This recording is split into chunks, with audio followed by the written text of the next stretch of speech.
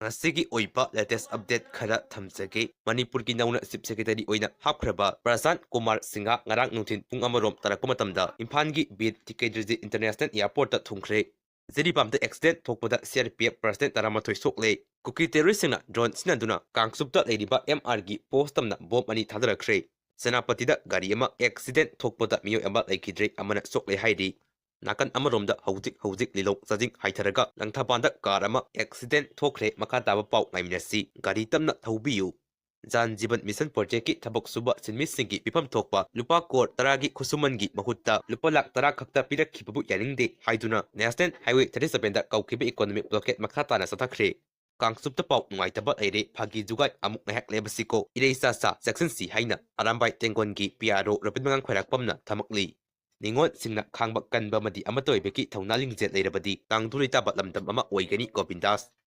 Kangleipak Communist Party PWZ MC Unification PRO Singkhingan bana Kanglisa mayam da zero asikhanganjari KCP PWZ QNET Noida Sector 143 Scam matang da lebak miyam da wafam khara thamjari Kangleipak Communist Party People's War Group na lebak miyam gi wakhan chingsinjari madudi hauzik social media da RK production hairiba media page asina expose tarokliba QNET Noida Sector 143 telephonic online scam asigi matang da look asida masing yamlaba victim singna complaint ama lakpadagi hairiba scam asibu asina ngasidagi kumna thedinba investigation hauzaragani scam asida men oina senariba mioi sing maming oina palabada ahanbada moirangthem bablu ani subada moirangthem aria ahum subada thoksom sarat kumar mari subada ningthauzam puspa manga subada thoksom milan taruk subada ningombam dingku singha taret subada yengkhom umendra male leader nipan subada rakesh khomdrang mapan subada dananjoy tara subada mani kumar haisnam tara mathoi subada rajkumari kherodini devi tara nithoi subada nyansan thingnam men equis tara humdoi subada jetesori